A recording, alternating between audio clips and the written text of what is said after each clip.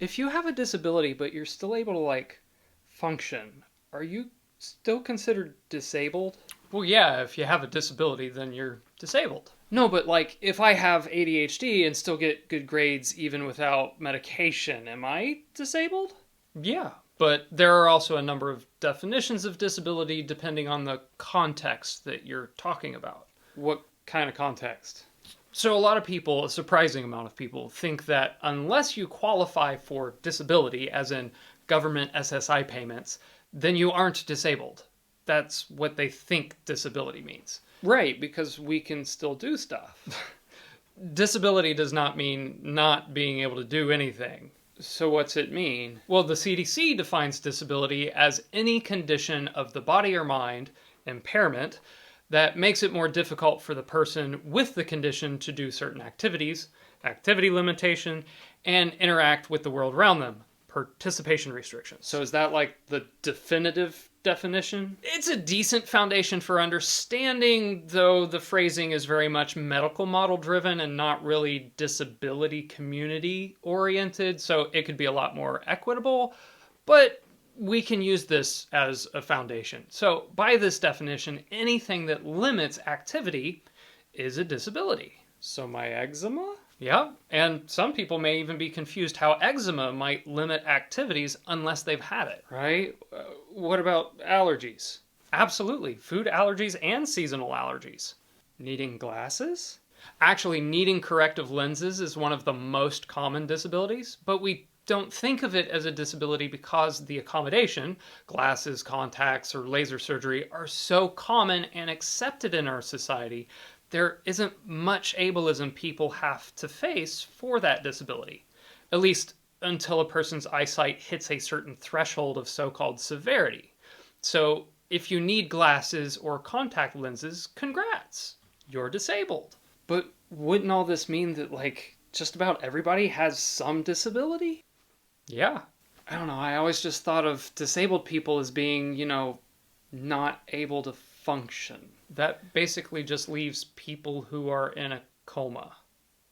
You know that people who use power wheelchairs or people who need another person to help them do their daily tasks, those people still function, and they're amazing people.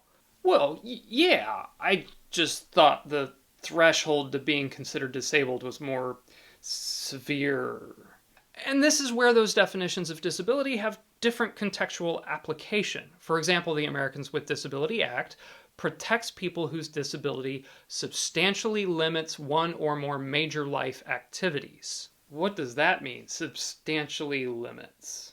That's left to interpretation. And there are literal hundreds of different definitions of disability just in US law alone. I think that any reality of the human condition that is met with ableism could qualify as a disability. There's many ways to interpret disability. It's just so hard to wrap my mind around the fact that I'm disabled. It feels like I'm playing the victim or having a negative view of myself. And that's why we keep saying disability is not a bad word. Being disabled is not being a victim. It's not being negative. Denying our reality is an ableist form of toxic positivity that our society ingrains in us. If an athlete has an injury and tries to act like they're not injured, what's going to happen? They'll get more injured, maybe permanently. So they need to alter their lifestyle, accommodations, for that injury, which is a short-term disability, so they can heal. Like in baseball, they literally called it the disabled list. And then in 2019, they changed it to the injured list so that they weren't supporting the misconception that people with disabilities were not able to participate in sports, which I appreciate, but I digress. If I say, I have a disability, or I am disabled, it is honoring my reality so that I don't injure myself. There isn't any shame in having an injury and making accommodations for that injury, so why should there be in having a disability? If we normalize these terms, it diffuses ableism by making having a disability and needing accommodations a normal, accepted part of the human experience, one that should be supported by society. But what about people who have more severe disabilities? People who have more accommodation and access needs just need those needs met.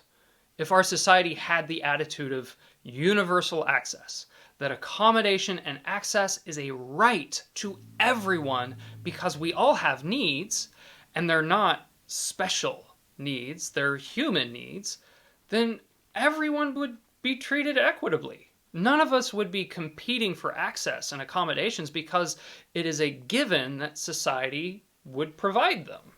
So I guess I'm disabled. It's gonna take me a bit to get used to that. It wasn't too long ago that I felt the same. Dismantling our own internalized ableism is an uncomfortable but incredibly liberating journey.